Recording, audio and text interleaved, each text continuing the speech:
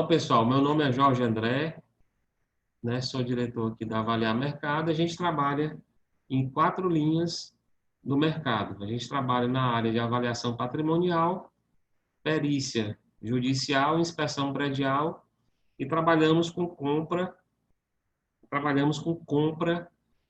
estratégica e venda de imóveis direcionados. Então, assim, hoje a nossa live vai falar um pouquinho do mercado, dessas ações que estão acontecendo em Piauí, Ceará, Maranhão, Nordeste, em algumas capitais que a gente atua. E eu convidei o Rômulo Menezes, né, direto do Canadá, onde o Rômulo atua, né, na área de engenharia da computação, na área estratégica, e fomentando essa questão do mercado imobiliário para grandes empresas no Canadá, né?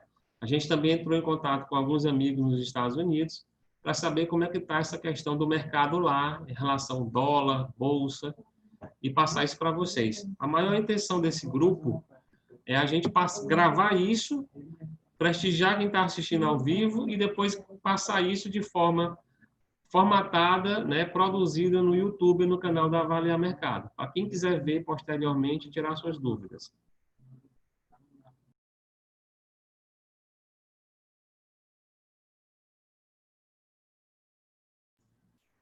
Então é o seguinte, como é que a gente imaginou essa conversa de hoje? Aqui em Teresina nós temos hoje em torno de 700 engenheiros atuantes ou mais, né? Nós temos hoje mais de 1.500 corretores de imóveis e nós temos mais ou menos cerca de 400 imobiliárias, entre pequenas, médias e grandes, também atuando. O mercado começou a se tornar recessivo desde dezembro do ano passado, já tendo uma recaída sobre esses preços desde julho do ano passado. Imóveis que aqui custavam 5 mil metros quadrados, passaram a custar 2.500 e as operações de venda começaram a ser permutadas. E o mercado de permutas começou a existir já há 1 ano e meio. Então, as pessoas estavam vendendo e comprando imóveis, trocando por outros imóveis, trocando por veículos, por equipamentos. E esse mercado ficou um pouco também recessivo. E boa parte dos lançamentos imobiliários foi parado. Hoje nós estamos há 1 ano praticamente sem lançamentos imobiliários diferenciados e estamos também com alguns empreendimentos que foram tocados a nível de loteamentos. Então, loteamentos horizontais de capitais de fora, né? Loteamentos do pessoal de Goiânia, do pessoal do sul do Brasil, pessoal que hoje faz agenciamento, né, de colegas de outras áreas. Então, assim, tem o grupo que agencia Zezé de Camargo e Luciano, né? Então, eles colocam um capital integralizado, isso em bolsa, isso em outras áreas, e sai também fomentando parcerias e lançando loteamentos, lançando empreendimentos que já estavam também entrando na área do entretenimento, né? Isso é, empreendimentos e shows, né, que visem uma coisa correlacionar a outra. Mas o mercado imobiliário local realmente deu uma parada grande, né?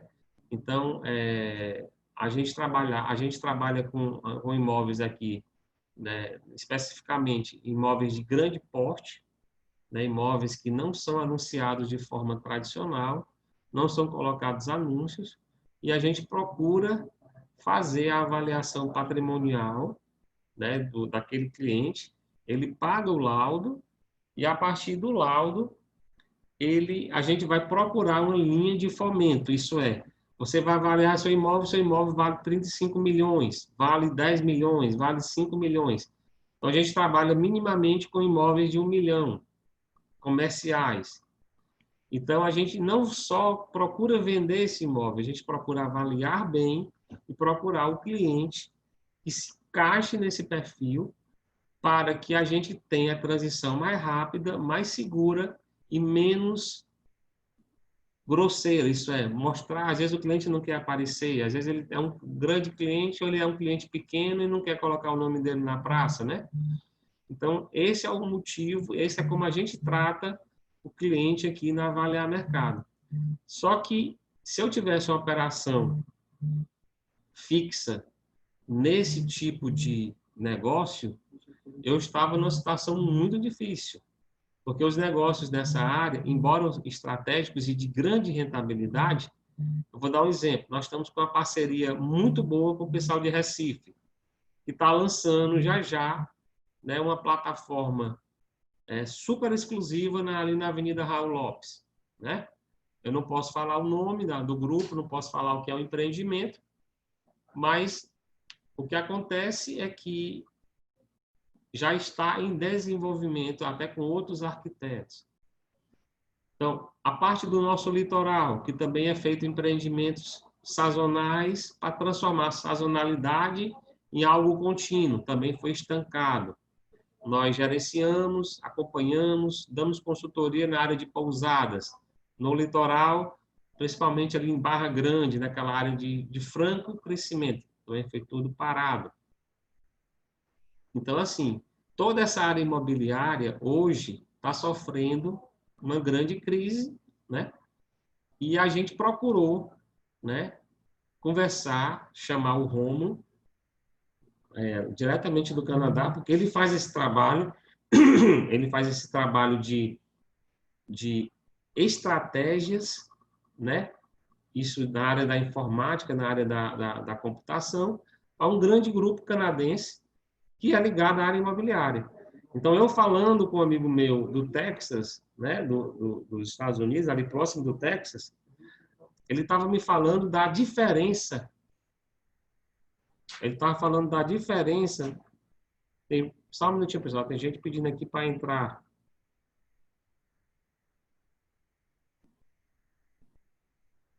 Não estou vendo aqui. É.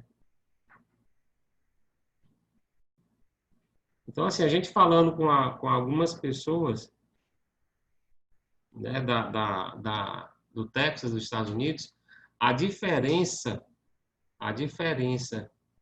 de mercado é muito grande. Embora os Estados Unidos seja um país que esteja mais à frente da gente em termos de economia, mas não está mais à frente da gente em termos de riquezas. Então, por exemplo, só para vocês terem ideia, hoje, um salário mínimo americano, ele está em torno de quase 8 mil reais. Isso é 1.000 e poucos dólares. Hoje está se ganhando um salário mínimo americano. E essa informação que eu tive semana passada, né? Essa informação, ela correlacionada com o gasto energético de uma casa. Hoje, uma casa de 250 metros quadrados nos Estados Unidos, toda climatizada, para quente ou para frio, a pessoa está gastando em torno de 80 dólares. Quanto que aqui no Brasil a gente gasta em torno de 500 reais, 600 reais, e são áreas que você climatiza com split, e não são todos os cômodos, em média. Então, assim, a diferença do capital, a diferença desse custo do capital e do investimento, hoje é bastante difícil para nós conseguirmos gerenciar, entendeu? Outra coisa importante é falar, eu estava falando com grandes investidores aqui do Piauí, do Ceará, perguntando para eles como é essa questão da oferta hoje. Então, é o seguinte, só para vocês terem uma ideia, estão me oferecendo aqui prédios no centro que já foram R$1 milhão, estão me oferecendo por 600 mil. E eu fui oferecer esses hotéis para o pessoal da hotelaria, na área de pousadas, e o cara botou 300 mil. Aí eu disse, rapaz, você está com brincadeira? Você está querendo ganhar o imóvel do cliente?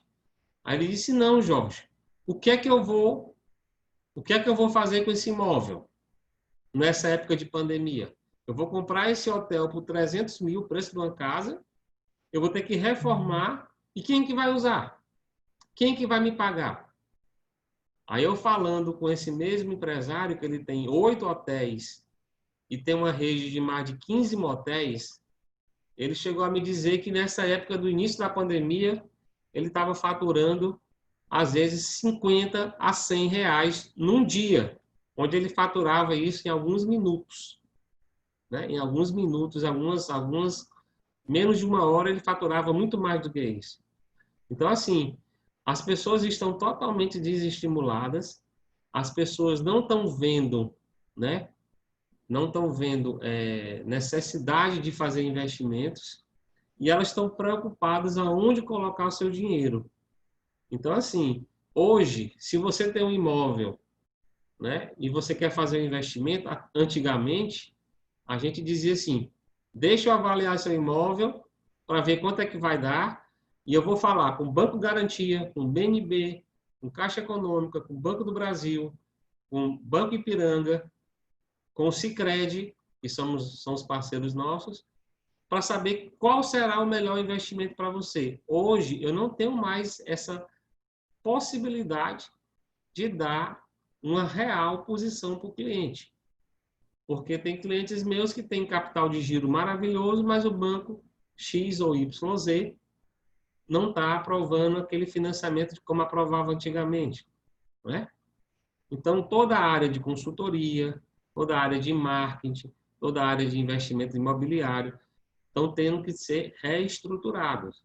Hoje, até o modelo que a Remax criou, né, o pool de imobiliária juntos, hoje está havendo também uma dificuldade de consolidar os negócios. Então, a gente vai ter que transformar, eu vejo, como tudo hoje está se transformando para coisas móveis, coisas em movimento, eu acho que a gente vai ter que dar uma nova utilidade, né, para esses negócios, né? Então eu queria dar essa explanação para vocês, para dizer que hoje a gente só está no mercado trabalhando efetivamente porque a gente está em várias áreas de atuação, mas somente o negócio imobiliário está andando muito devagar.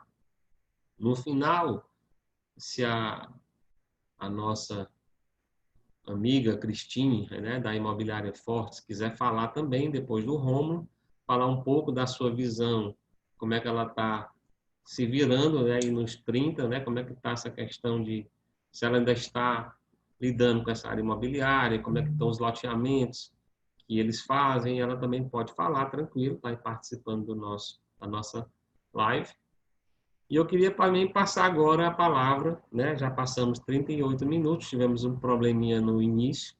Eu queria convidar o Rômulo para falar um pouco aí sobre o mercado imobiliário do Canadá e falar também um pouco sobre a sua experiência aí fora do Brasil e como é que ele está vendo tudo isso.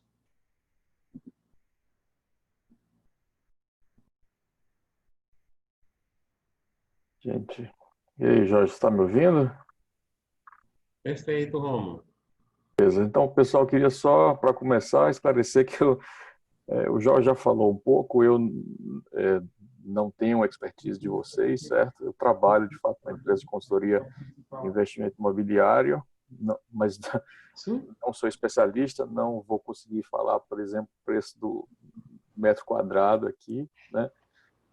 Mas a gente acaba tendo uma percepção do enfim, de como é que as coisas acontecem aqui e principalmente de como é diferente no Brasil, né? Como é muito diferente. A gente tem o Canadá é um país de G8, um país rico, né? É um país que, ao contrário do Canadá, desculpa, ao contrário do Brasil, tem uma economia forte, uma economia pujante, né? E uma economia que teve condições de absorver, por exemplo, essa questão da pandemia de uma maneira surpreendente, que eu acho que poucos lugares no mundo conseguiram absorver como o Canadá, né? Pra vocês terem uma ideia, o Canadá está beirando os 250 bilhões de dólares, são valores que o governo aportou para, por exemplo, todo mundo que perdeu emprego por causa da pandemia está recebendo por mês, desde março, 2 mil dólares, né? Que é quase, imagina, se você tem um casal que os dois perderam o emprego, você tem garantido um aporte de $4.000 numa família. Além disso, se você tem filhos, no meu caso, por exemplo, eu tenho 2 filhos, eu recebo, só por ter filho, eu recebo $200 por mês por cada criança, né? Então, é uma realidade em que é muito mais fácil você absorver essa questão da pandemia, por exemplo, e de uma maneira mais geral, quer dizer, uma economia que tem força para fazer isso, ela o mercado imobiliário, enfim, tudo que você vai fazer, viver, vender, se divertir, tudo que você faz passa pelo mercado imobiliário, né? Então a demanda aqui é altíssima. Eu moro em Toronto, né? E Toronto junto com Vancouver, que fica na costa oeste, são os metros quadrados mais caros do Canadá, né? Rivalizando com valores em algumas regiões da cidade, valores em Nova York, em São Paulo, né? Então, tanto do ponto de vista comercial quanto do ponto de vista residencial, né? A cidade cresce absurdamente, se afastando do centro, porque os imóveis no centro são muito caros, né? Tanto comerciais quanto residenciais.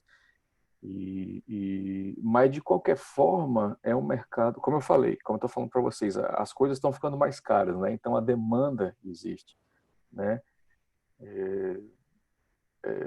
Justamente, eu atribuo isso a essa força, né? Quer dizer, tem muita gente vindo pro, né? Por exemplo, sou imigrante, conheço muito brasileiros que vieram para cá. Toronto, quase 60% da população de Toronto é de imigrantes, né? Então você tem outra questão conjuntural também do Canadá, essa atratividade, né? O Canadá não tem crescimento populacional para sustentar a economia que as autoridades querem que o país tenha, né? Então é preciso importar gente, é preciso importar conhecimento, é preciso importar mão de obra. Então a legislação de imigração ela é bastante mais flexível do que na maioria dos outros lugares, do que a Europa, por exemplo, mesmo que os Estados Unidos. Também existem programas de imigração que atraem mão de obra qualificada, né? Então tudo isso gera pressão no mercado imobiliário, né? Como eu te falei, tudo que você vai fazer, esse pessoal precisa morar em algum lugar, as pessoas abrem empresa, precisam de um lugar para a empresa funcionar, né? Então tudo isso gera uma pressão e, novamente, tem uma dinâmica que sustenta de certa forma. É claro que já se começa a se falar em bolha, uma coisa muito rara de acontecer aqui é o governo intervir, mas já está se falando nisso, né? Porque você também quer dizer, você tem essa curva ascendente, né, em termos de valores, então você atrai interesse de investidor, né? E aí o que acontece é que você tem os bilionários chineses, né, que aportam milhões e milhões de dólares no mercado imobiliário como investimento, né? Alguns chamam de especulação, tem gente que não gosta de chamar especulação, chama só de investimento, mas enfim, eu estou falando de diversos elementos que, por um lado, pressionam o mercado, né? E por outro, sustentam essa pressão, entendeu? Tem muita gente que ganha dinheiro, existe um polo de tecnologia, aí eu posso falar com mais propriedade, que é a minha área, existe um polo, está se fazendo um investimento forte para se criar um polo de tecnologia em Toronto. As pessoas falam do novo Vale do Silício, né? Então, é bastante diferente, né? Eu acho que as pessoas que dão consultoria como o Jorge,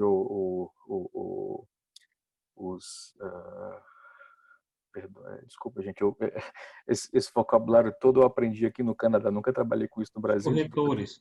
Corretores, é a palavra que eu estava procurando. Obrigado, Jorge.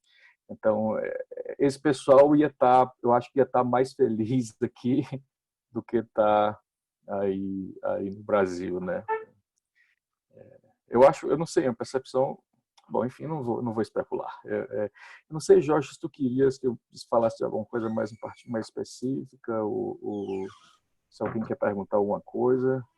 Novamente eu me É o perdi. seguinte, é o que eu queria te perguntar. Eu tenho algumas pessoas aqui que eu acompanho nas redes sociais, né, que elas sempre estão mostrando essas pessoas fotos aí de Toronto, né? Então, assim, é uma cidade que a gente nota que tem aquela essência que Nova York estava tendo na década de 40, 50.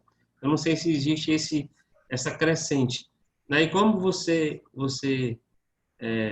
teve muita experiência, né, em Fortaleza e também teve muita experiência no Rio de Janeiro, assim, como é que você compararia Toronto, né, lá para aquela Fortaleza, né, dos idos de 1990, 2000, que foi, acho que a época que eu também estava saindo de Fortaleza, indo para Teresina, né?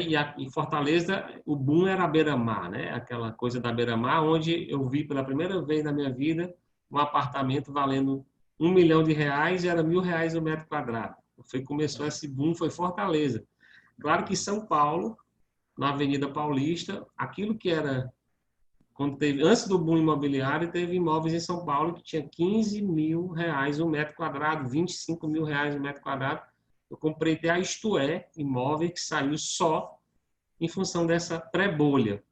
Então, assim, minha pergunta para ti é o seguinte: qual é hoje a população de Toronto, não sei se tu sabe, né? Como é que tu atua nesse teu ramo de informática para o que é que tu está fazendo especificamente, não sei se você pode falar, para as empresas imobiliárias que você está dando esse pool, e qual é a tendência hoje do mercado canadense?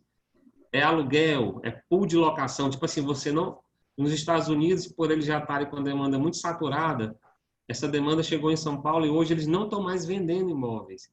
Eles parecem que pré-descobriram que os imóveis não vão ter mais no futuro tanta relevância de patrimônio. Então as pessoas não estão mais comprando os imóveis. Por exemplo, tu tem um apartamento que vale em Fortaleza 250 mil, 350 mil, só que tu não quer mais pagar isso. Tu quer utilizar isso, virou utilitário. Então, em São Paulo, eles estão fazendo esses condomínios e personalizando os clientes. Então, você quer ter um apartamento de 40 metros quadrados que tenha home cinema, uma cozinha high-tech, que você tenha uma bike que você possa pedalar e que tenha uma piscina raia. Então, eles vão cobrar um aluguel que você paga a vida toda, 3 vezes menos que uma prestação de um apartamento, e na hora que você quiser rescindir, você sai e você não é dono de nada. Então, assim, as imobiliárias em São Paulo, elas estão muito além, né? Elas estão entendendo que o novo cliente, esse cliente, essa nova geração que não quer mais se apegar a nada, não quer ter mais seu imóvel, não quer ter mais seu carro, não quer ter mais sua bike, está surgindo um mercado de locação, de pool de locação totalmente diferenciado, que eu não preciso de patrimônio, eu preciso usufruir minha vida. Então, quanto é o preço disso? Então, eles estão pensando nisso. Eu quero saber se o mercado do Canadá, de Toronto, já está nisso. Como é, assim, quais são se tu sabe, qual é, assim, o melhor tipo de negócio? Tem casas, tem condomínio de casas, como é que está o custo disso? Mais ou menos isso. Cara, eu, em relação a isso, tu falou por último, é a tendência, né? Em tudo que você for fazer hoje em dia, a tendência é como se você estivesse provendo um serviço, né? Você não, é como tu disseste, você não quer mais posse, você quer comprar um serviço, que nesse caso é um serviço enfim, onde é que você vai morar, onde é que eu vou botar meu escritório e tudo, né? Só que aí o que acontece é que alguém precisa prover esse serviço, né? As lojas, as pessoas, elas precisam do imóvel e alguém precisa ter um imóvel, né? De novo, eu não sou especialista na área, mas o que eu vejo acontecer é exatamente isso. São pessoas que estão conseguindo, que conseguem modelo de negócio que que proveem esse serviço, né? Vamos chamar um aluguel, né? Vamos chamar de imóvel como um serviço, né? Eles conseguem um modelo de negócio em que eles conseguem ganhar dinheiro com isso, né? Normalmente, eu pessoalmente trabalho mais com coisa comercial, então são contratos longos e tudo, né? Mas até isso você está conseguindo, quer dizer, isso já tem até um tempo, né? Você está conseguindo flexibilizar isso a criar contratos em que em que o locador tem muito mais flexibilidade, né? Inclusive de aumentar a área, de diminuir a área, de fazer benfeitoria, né? E aí você tem, no final das contas, o que você precisa é flexibilidade, né? Quer dizer, um dos diferenciais assim competitivos é você ter essa flexibilidade, né? E aí o que a minha empresa provê é maneiras, né? Normalmente programas, técnicas, em geral é coisa baseada em software, né? Que provê essa flexibilidade, né? Você, enfim, você tem, por exemplo, gestão de dívida, né? Você tem modelagem de investimento. O grande assim, a onda que tem acontecido aqui nos últimos 5 anos, e inclusive da qual a empresa na qual eu trabalho é pioneira, é justamente modelagem, né? Você ter modelos, em geral modelos matemáticos, né? Para tentar simular o máximo de cenários possíveis, né? Para que você tenha visibilidade, né? Para que os nossos clientes tenham visibilidade inclusive consigam fazer simulações, né? Simulações de conjuntura econômica, por exemplo, ou mesmo de coisa física, sabe? Né? Para mim é melhor pegar essa unidade de 5.000 metros quadrados e dividir em duas de 2.500 e alugar separado, ou é melhor eu fazer isso tudo, né? Quanto é que eu recebo por metro quadrado se eu oferecer para esse cliente ou se eu oferecer para aquele, né? Qual é o risco de insolvência de eu alugar para fulano de tal, né? A gente tem, em geral a gente consegue acesso a informações de diversos setores, né? Às vezes até informação fornecida pelo potencial locador, e aí a gente estuda a saúde financeira dele, a saúde né? A gente estuda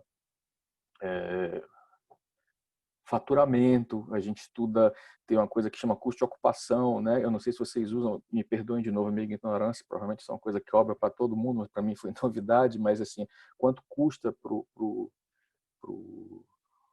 locador ocupar aquele espaço, né? Quer dizer, uma relação entre o que ele fatura e o que ele gasta. Enfim, a gente faz uma série desses estudos, né? E isso aí é nosso dia a dia, né? É fazer o nosso dia a dia de dar visibilidade para os nossos clientes, que são donos de imóveis, né? Que vão alugar esses imóveis. A gente dá visibilidade para esses clientes tomarem as decisões dele, né?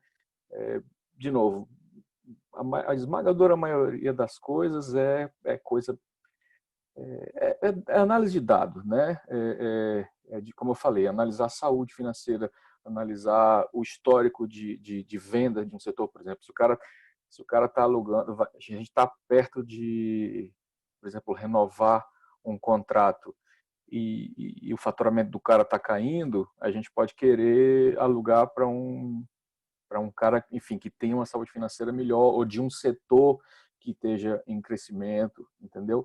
A gente tem, enfim, faz todo esse tipo de esse tipo de análise, né?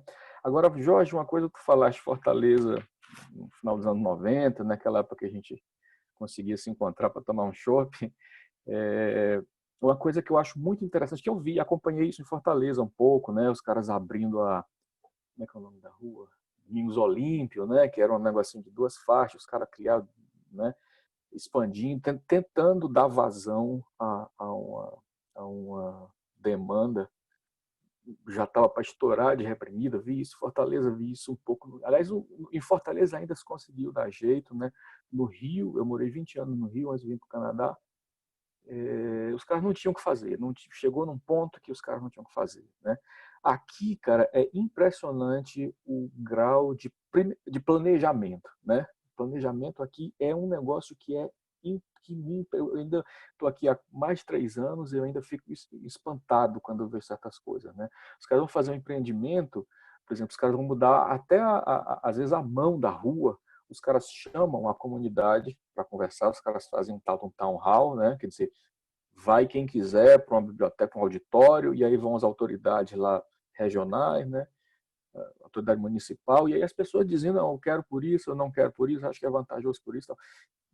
Quer dizer, começa por aí, tem um grau de integração também das autoridades, que é um troço que é impressionante, coisa que a gente vê pouco no Brasil, né? A gente via, às vezes, o cara da telefonia vinha, furava a calçada, tapava, na semana seguinte vinha um cara da águas e esgoto, né? Quer dizer, de repente os caras podiam ter feito um buraco só e resolvido as duas coisas.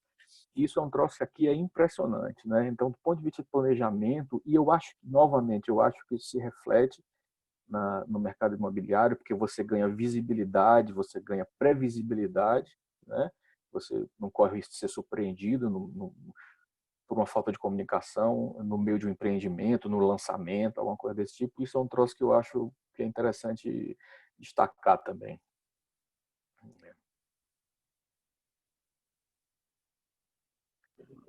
Muito legal você ter falado nisso, porque aqui a gente já vem trabalhando essa questão do planejamento, né? Eu tenho lido, tenho participado de muitos cursos, né? Até o ano passado, o nosso investimento nessa área foi bastante alto. Tipo assim, a gente investiu muito em drones, né? Na área de pesquisa, na área de imóveis. E a gente vê hoje, eu assisto hoje no canal fechado, na Netflix, e, se eu não me engano, Netflix. Ela tem uma série na Netflix, que é uma série americana, que é Compre Barato e Venda Bem, né? Que é com a designer,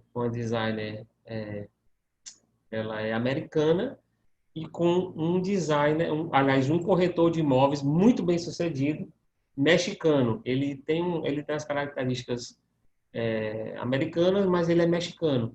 E o mercado mexicano é um mercado gigantesco, né? É um mercado, a gente pode dizer o seguinte, os Estados Unidos tem a fama, mas o México tem a força, né?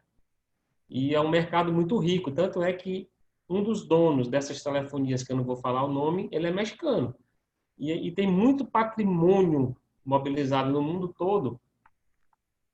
E o México é uma potência também. O que é que eles estão fazendo? Eles estão pegando imóveis desativados, né?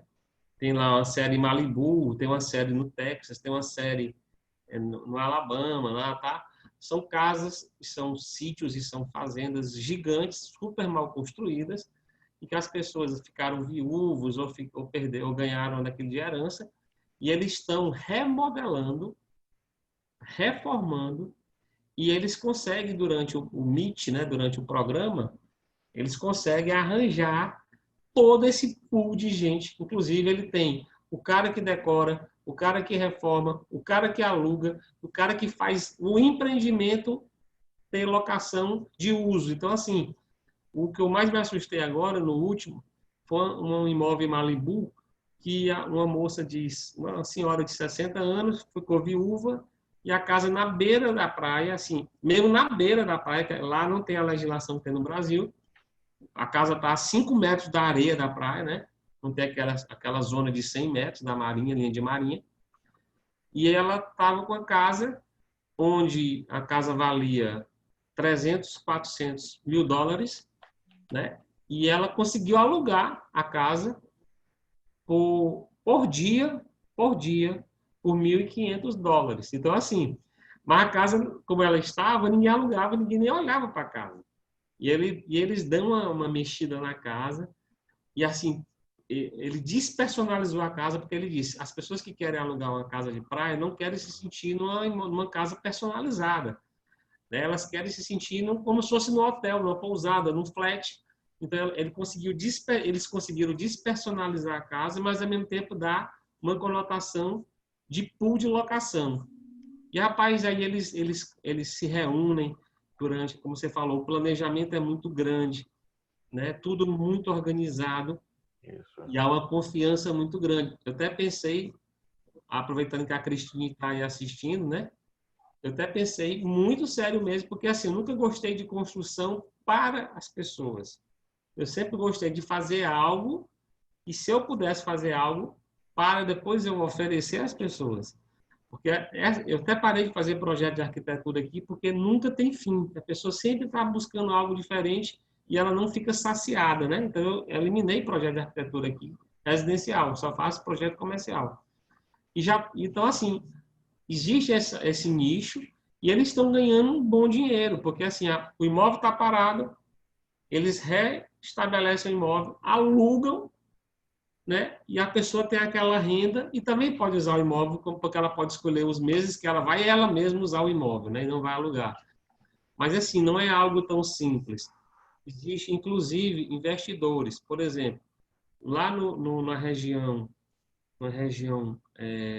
da Califórnia, eu também vi essa matéria lá.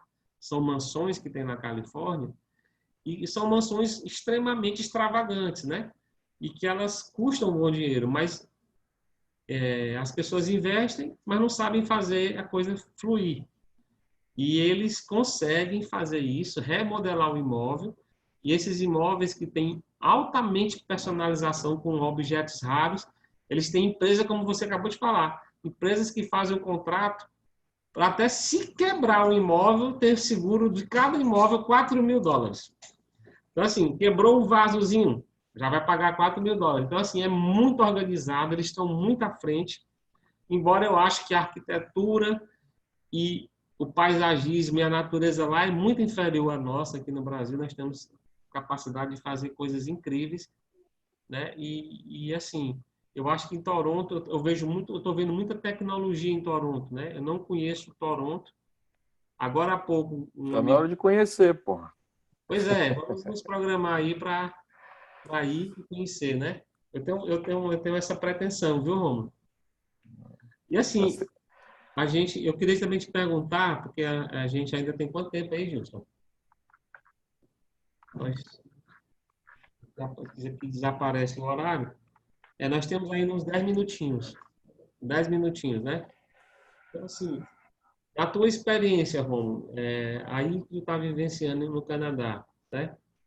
O que é que tu poderia... Como é que está a gente finalizar, né? Falando um pouco de imóvel na questão da pandemia. Tu sentiu esse impacto? Tu sentiu esse impacto na empresa que tu trabalha? As pessoas... Assim, porque tu deve estar em casa e tu falou que está recebendo os auxílios dos filhos, né? Yeah. Como é que está essa movimentação aí do comércio, do mercado? Cara, é como eu falei, o governo, a gente teve medidas desde muito cedo, a gente teve medidas bastante restritivas, certo? Então, realmente, aqui é muito tudo por estado, né? Que chamam província, né? Então, as decisões são muito localizadas por província. Então, aqui onde eu moro, em Ontário, foi dia 13 de março. Então, desde dia 13 de março, fechou tudo, com algumas poucas exceções, do tipo farmácia, supermercado, né? Shoppings estão fechados, enfim, está tudo fechado, né? E aí, obviamente, por conta disso, o faturamento das empresas cai a zero, né? De algumas empresas, né? Cai a zero e as pessoas ficam desempregadas, mas o governo aportou muito dinheiro para a pessoa física, para a pessoa jurídica, programas específicos para estudante, para a terceira idade, né? Então, tu perguntaste de mim em particular, assim, meu trabalho é online, trabalho com computação, a gente felizmente tem um parque instalado enfim, tem muitos clientes, né, e esses clientes continuam precisando trabalhar. A gente, inclusive, você tem sempre que tentar tirar proveito desse tipo de situação, né? Crise, as pessoas falam, né? Crise é oportunidade de negócio, né? Então a gente desenvolveu, inclusive foi um esforço assim, eu trabalhava, às vezes cheguei a trabalhar 12, 14 horas por dia, mas a gente desenvolveu produtos para dar, por exemplo, visibilidade de contas a pagar e a receber, principalmente contas a receber, entendeu? E aí uma série de estudos você faz em termos de fluxo de caixa para essas empresas e tudo. Quer dizer, para a gente foi oportunidade, né? A gente conseguiu, e aí assim, é o desafio do bom marketing, né? É você capitalizar em cima da crise, né? A gente conseguiu fazer isso. Eu, pessoalmente, não fui afetado, enfim, meu salário não mudou nada. A gente já recebe, todo mundo que tem filho aqui já recebe um auxílio. O governo deu mais auxílio, o nosso auxílio durante esse mês da pandemia, ele dobrou, né? Porque as crianças não estão indo para a escola e os pais precisam, às vezes, pagar uma babá, alguma coisa. Então, o auxílio que a gente recebe por filho dobrou, né? Deixa eu ver se tem mais alguma coisa aqui que vale a pena. Um dado interessante nos nossos, como eu falei, eu comecei falando disso, né? O governo fez um aporte bilionário, obviamente na tentativa de primeiro manter dinheiro circulando, né? Você precisa, enfim, comer, você precisa, né, bem ou mal se vestir, está comprando online, mas está comprando. Os restaurantes estão fechados, mas continuam funcionando para você pegar comida ou então fazer delivery, né? Então, por um lado, o governo fez esse aporte muito grande, né? Então, de alguma forma, ele conseguiu manter o ciclo, manter os pratos girando, né? Então, o número que eu queria citar para vocês é isso, é que de uma maneira geral, os nossos clientes, eles somente, quer dizer, não é um número pequeno, mas, né, diante do que a gente se via, podia ser um número muito maior. Apenas 30% dos inquilinos dos nossos clientes tiveram ou tiveram dificuldade de fazer os pagamentos, né, algum tipo de insolvência, ou fizeram contato na tentativa de fazer algum tipo de renegociação. Ou seja, com os esforços que a gente viu aqui e com esse jogo de cintura que as pessoas aqui têm, parece coisa, como é que chama, colonizada, mas é um fato. Aqui as pessoas têm uma garra, sabe, uma coisa de tirar leite de pedra e que infelizmente assim é uma constatação. Não quero soar colonizado, mas realmente é mais forte que no Brasil, né? Então as pessoas se reinventaram, como eu falei, viram na crise uma oportunidade, né? Então é claro que numa conjuntura econômica completamente diferente do Brasil, né? Realmente o governo, não sou eleitor do primeiro-ministro, né? O critiquei duramente em diversos momentos e continuo criticando algumas coisas, mas nesse aspecto ele foi magistral, ele foi muito bom. E aí, como eu falei, conseguiu, apesar de tudo, você está vendo aí lugar, o próprio Brasil, né? Que a economia, a porrada econômica que o Brasil vai ver, quer dizer, a gente vai estar vendo daqui a pouco, ano que vem, nos próximos 2 anos, o resultado da pancada econômica que o Brasil vai levar. Aqui também tem, mas certamente vai ser muito menor. Desculpa, a gente estava falando de tempo, eu falo demais, Jorge, me Não, perdoa aí. não, Romulo, excelente. Você está falando justamente as coisas que a gente, o motivo pelo qual a gente está fazendo essa live, né? E É, Jorge, se tu permitir só um comentário que já não tem mais tanta, tem a ver com o que tu estava falando antes, né, pode falar à vontade, dessa pode falar à vontade. flexibilidade. Uma coisa que eu acho interessante, cara, é uma coisa que a arquitetura e a engenharia daqui, a construção é muito diferente, as construções aqui são muito diferentes, né? Se eu for bater ali na parede da minha casa, parece compensado, né? Eles precisam fazer isso por questão de isolamento, né? Quer dizer, tem, tem a parte estrutural, mas enfim, tem a arquitetura e a engenharia, né, a forma de construir são completamente diferentes, né? Agora, além disso, eu acho que eles tentam tirar proveito. Né, eu estava falando de flexibilidade, estava falando de personalização para um cliente e aí que tem que mudar tudo para outro. Os caras constroem de uma maneira que eu já vi acontecer assim, os caras mudam um banheiro de um lugar para o outro em 2 dias, sabe? Os caras passam encanamento de um jeito, às vezes fica aparente, às vezes não fica, mas enfim, eu acho que é uma oportunidade também, sabe? É uma coisa de inovação, é você fazer uma arquitetura e uma maneira de construir quer dizer, você projetar com essa flexibilidade em mente, sabe? Como eu, por exemplo, eu projeto meu banco de dados pensando na informação que eu vou extrair, sabe Deus quando, entendeu? Você ter esse tipo de preocupação quando você vai projetar, né? Você projetar de uma forma que você aporte, que você viabilize essa flexibilidade da qual você necessita quando você pretende prover como a gente estava falando mais cedo, né? O imóvel como um serviço, né? Eu acho que isso é uma oportunidade. De novo, não tenho tanto contato assim com esse mercado no Brasil, mas é uma coisa que a gente acaba tendo algum contato, né? E eu vi muito pouco. Mas aqui a gente vê muito isso. Os caras projetam já pensando nessa flexibilidade, numa personalização e tal. Eu acho que vale a pena mencionar isso aí. E me perdoem se eu estou chovendo no molhado. Talvez vocês já façam isso, talvez vocês já tenham essa visão. Mas é um negócio que eu, pessoalmente, nunca tinha percebido no Brasil e que aqui a gente vê como constante, sabe? Não, Romulo, aqui também, aqui existe um pouco disso, mas aqui também tem a questão cultural, né? No Brasil tem muito essa questão cultural. Esse é meu desafio, o desafio de quem está aí assistindo e o desafio de quem é da área imobiliária que vai ver essa live mais tarde, né? À noite. Por quê? Porque aqui algumas construtoras de Fortaleza que entraram pesado aqui, a Mota Machado, por exemplo, eu já fiz a inspeção, né, para receber condomínio deles. Eles entraram com essas paredes em drywall, que é o caso com vocês aí, paredes Uhum. que são montadas, a laje é feita toda tipo laje protendida, né, ou laje de estrutura metálica, ou laje em bloco, ou laje cogumelo. Então, eles fazem os blocos, praticamente uma laje por semana, e fazem um prédio de 19 andares em 3 meses, 4 meses. Isso, Depois eles vão só fechando. Me ofereceram aqui um apartamento desse por 1,1 milhão na planta, né? Aí você sabe que vai valer 1,5 milhão, mas você com 1 milhão você constrói um monte de casa. E o pai da Cristine sabe, né? Com 1 milhão a gente faz uns 3 loteamentos e ganha 5, 6 milhões.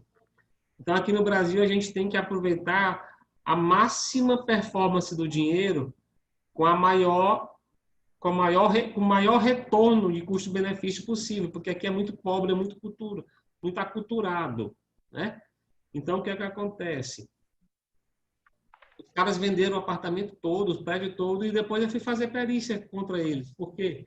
Porque as pessoas entenderam que as paredes eram de cerâmica. Então, eles não estavam gostando desse som cavo, né, na parede. uhum, Eles uhum. acharam que o prédio ficou fraco, eles não se sentiram seguros. Então, assim, é uma questão ainda cultural. Nós temos muita jazida, nós temos ainda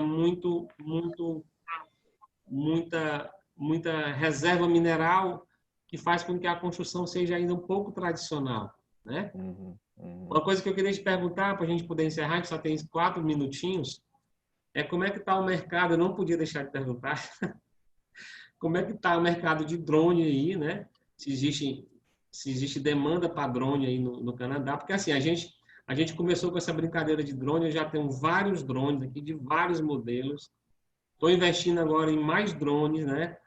Estou investindo num drone que ele é para agricultura e não dá para mim me tornar engenheiro agrônomo, nem quero, já tenho um agrônomo aqui. Mas assim, a gente tem que ver que o drone, algumas empresas de delivery estão entregando pizza com drone, né? É experimental ainda, né? A ANAC está analisando, mas eu vi um dia desse uma empresa americana, um drone subindo na janela.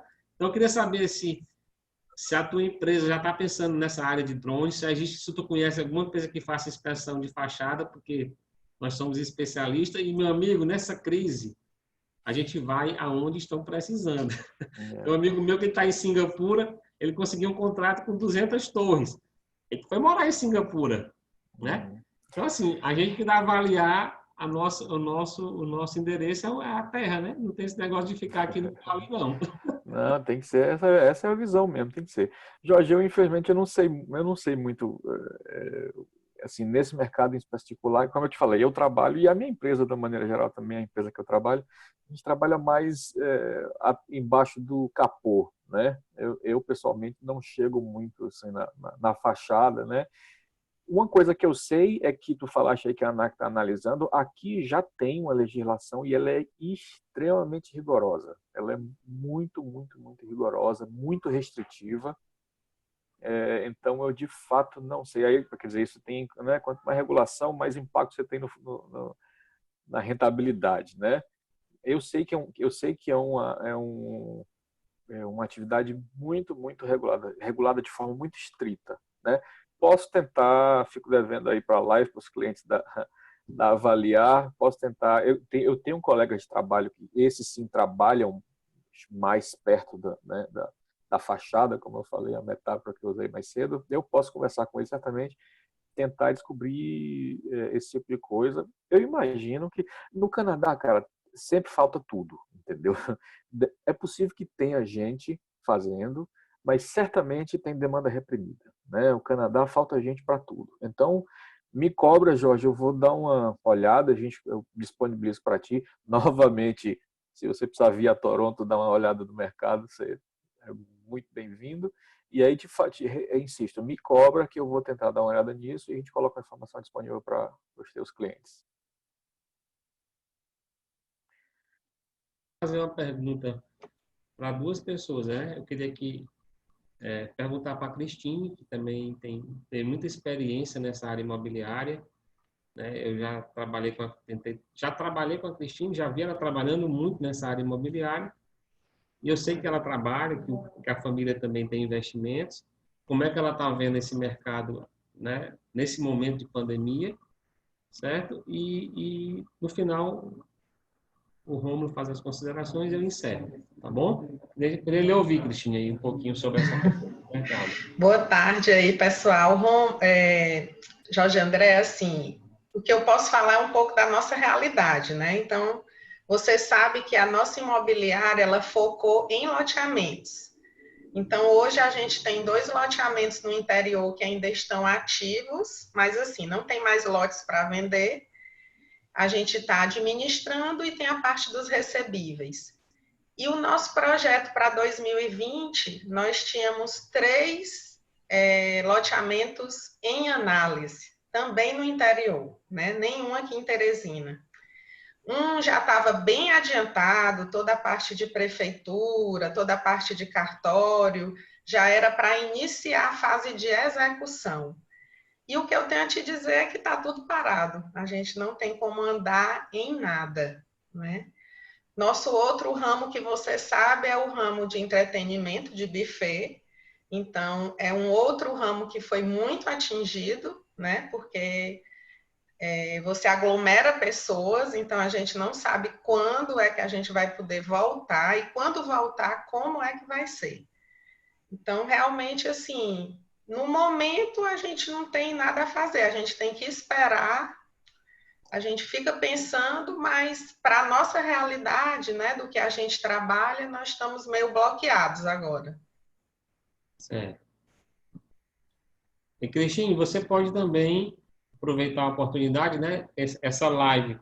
Nós tivemos um percalço, porque eu costumo soltar o vídeo da webinar um dia antes, e eu tive que soltar agora há pouco. Então, normalmente essas lives estão dando 20 pessoas, 30 pessoas, e no final, que eu publico elas, chega a dar mais de 200 visualizações no Instagram, YouTube, Facebook, né, os canais da Avaliar. Só que eu tinha outra mensagem hoje social para fazer e acabou que acontecendo vários imprevistos, mas eu acho que nada é por acaso, né? Foi muito bom você ter falado.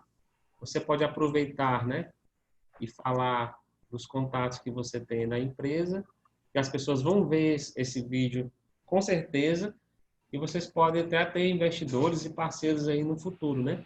O que eu te aproveitando a deixa é que vale a pena vocês transformarem também esses lotes futuros em algo misto, né? Eu vi que eu tinha um investidor em Campo Maior e ela fez projeto de parque aquático, projeto de pesca e pague, projetos de loteamento, vendeu tudo e ela queria fazer outros investimentos que eu não posso falar. Só que ela deixou o pesca e pague, ela deixou o projeto de parque aquático rolar muito e o Paulo Henrique fez, o Dr. Paulo Henrique da Unimed, ele fez o parque aquático dele lá, né, a nível de entretenimento. Então, assim, eu acho que toda essa área imobiliária vai ter que se remodelar, né? Reinventar. Por exemplo, entretenimentos mais isolados, né? Esportes, como, por exemplo, eu estava vendo agora com um amigo meu aqui que é da TI, o Gilson, que está até nos ajudando, você pode, aqui em Teresina, na capital, né? Clubes de squash, mas squash individual, né? Ping-pongs individual, só com treino. Então, a gente tem que repensar um pouco como é que os investidores vão querer os seus imóveis no futuro, né? Porque é para essas pessoas que a gente vai ter que fazer. Tá bom? Verdade, Jorge. Obrigada aí. Pois dê seus contatos aí para a gente deixar gravado, que aí fica sempre gravado. Quem quiser comprar um lote ainda ou fazer um investimento futuro, como é o nome da É a sua... Fortes Imóveis, né? O número é o DDD 86-3233-4886. Pois pronto, a gente vai colocar aí na gravação os seus... a sua... Obrigada, Jorge. Viu? Obrigado a você. E Rômulo, para a gente encerrar também, eu queria agradecer muito a tua disponibilidade, né? O nosso grupo de Fortaleza foi todo convidado, mas ninguém entrou. Cabas furões, né? Não, não são investidores de imóveis, né, Romulo? Pois Mas é. assim, mas foi muito bom mesmo falar contigo e eu acredito que essas informações, pelo menos para mim, que sou altamente otimista, né? E como diz o Ítalo Marcílio, que é um cara altamente positivista, né? Que está fazendo aí cursos na área de temperamento, inclusive é um cara para frente. Eu acho que eu sou, como ele diz, eu sou sanguíneo, né? Eu sou uma pessoa sanguínea, isso é, eu tenho que viver alegre, motivando as pessoas. Eu sou quente, eu preciso ter um motivo para me viver e não vai ser essa pandemia que vai, se Deus quiser, e todas as divindades boas que nos apoiam, nos parar. E acho que assim, a maneira de eu ter falado contigo no Canadá, da gente tá aí com a Cristine, né? Pena que eu mandei o convite para mais de 200 corretores e acho que esses corretores eles estão se virando, porque eu vi um corretor um dia desse me oferecendo ventiladores, né? Então, assim, eles estão tentando vender outras coisas, porque eles não estão vendendo imóveis. Então, assim, eles mesmo que desestimularam, então não acreditaram muito nessas ideias. Mas eu acho que tem muita coisa para fazer, né? E eu acho que eu só queria deixar um recado. A gente tem, com todo respeito, né, aos seres humanos, mas a gente tem que ter muito cuidado com o mercado estrangeiro no que diz respeito, né, à violação dos nossos direitos comerciais e naturais. E eu queria também dizer que eu apoio o Japão, né, de ter conseguido manter e estar retornando a sua indústria para a própria base, né? E que os outros países, que eu não vou falar o nome, não tem necessidade, eles consigam ter uma visão mais humana, né? E porque o mundo hoje, nessa informática toda, não vai aceitar a forma que está sendo feito, né, as invasões comerciais e naturais das riquezas dos países. E eu espero que o Canadá também se mantenha nessa linha, tá bom? Ô, Romulo, queria agradecer, faça as suas considerações finais. Não, cara, enfim, eu quero agradecer também, quero me desculpar também por, enfim, não ter, se eu não conseguir aportar informações assim tão concretas quanto as que o Jorge trouxe, números e tal. Mas, assim, eu acho que a grande consideração em relação né, tu falou, poxa, os caras estão vendendo, o corretor está vendendo ventilador, né?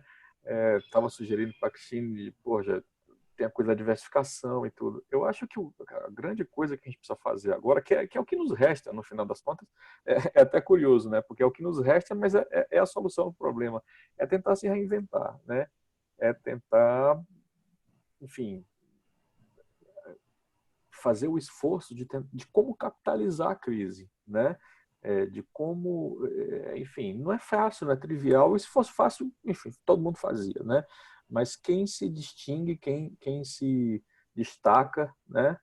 Quem fatura é quem consegue cavar da crise as oportunidades, é a tal da reinvenção, a tal de se reinventar e de muitas vezes até criar novas oportunidades de negócio, um ramo diferente, até às vezes até uma indústria diferente, né, um setor diferente, né? Como tu disseste, Jorge, a gente tem, eu também sou um otimista incorrigível, e a gente tem que fazer esse esforço, né? Se fosse fácil não tinha graça, né? Então exige um esforço, exige queimar a mufa e tudo, mas é nisso de não desistir, é de tentar tirar leite de pedra, que é aí que mora o grande diferencial, né? É aí que, enfim, a gente vive um momento de transformação, né? Tanto considerando, né, você, o Jorge é um cara espiritualizado, eu também sou, a gente sabe que tem uma coisa em relação a isso, mas mesmo desconsiderando essas coisas, a gente vive um momento de transformação. O mundo, daqui a um ano, vai ser completamente diferente do que ele era um ano atrás, né? enfim, a gente não consegue nem prever o que é que vai ser.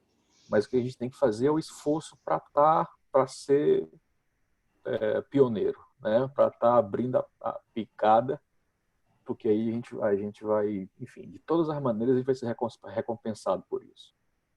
Isso aí, Jorge. Beleza, Romulo. Pois eu queria agradecer muito a sua presença, né? A honra do convite. Prazer, um prazer enorme. Nós podemos ter a certeza. Eu comecei a fazer uns vídeos sociais, né? Bem amadores, colocar no canal do YouTube também de forma sem fins lucrativos. E eu fui ver semana passada, já temos mais de 33 vídeos e mais de 2 milhões de pessoas viram esses vídeos.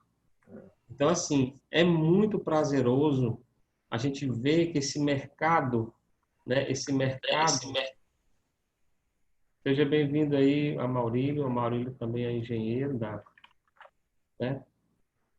Então, assim, é muito prazeroso a gente ver que a gente está fazendo a nossa parte, né? E é isso que o mundo tem que fazer. Eu estava também, só para a gente encerrar, vendo que o imóvel mais velho do mundo, a empresa mais velha do mundo é um hotel, né, japonês, no Japão. Ele tem 700 anos de existência, é a empresa mais velha do mundo. E perguntaram para eles qual era a receita deles ter sobrevivido tanto tempo. E eles disseram que a receita é porque eles não se preocupavam só no lucro. Eles tinham um propósito. Então, é assim que a gente tem que sobreviver na vida. E, às vezes, a gente descobrindo nosso propósito, a gente vai mudar de ramo, mas vai ser totalmente feliz e vai ser farto. Porque no universo não existe pobreza. A pobreza é uma consequência das nossos vícios espirituais e materiais, né? Então, quando a gente fica parado, fica triste, não quer produzir, não quer ver o que estão colocando para a gente entra nesse estado de pobreza de espírito, né? E que muita gente entende o contrário, né? Porque humildade é uma riqueza de espírito. Ser humilde é ser rico, né? Em entendimento, em ações. Mas é assim que a gente vai fazer, e é assim que a gente está querendo fazer. E eu queria agradecer a todos, né?